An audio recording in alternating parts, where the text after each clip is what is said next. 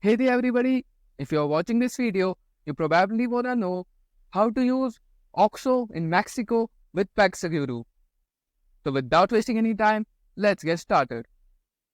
OXXO is a popular chain of convenience stores in Mexico and Latin America.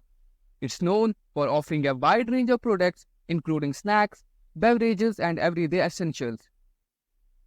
OXXO stores are also commonly used for services like bill payments, mobile phone top-ups, and money transfers, making them a convenient stop for many people.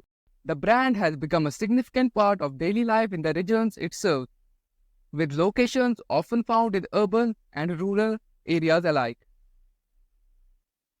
Now to use OXXO with PegSeguro, here's a simple guide. First, what you need to do is choose the item or service you wish to purchase and proceed to checkout. On the payment page, select OXXO as your preferred payment option. Then confirm your choice.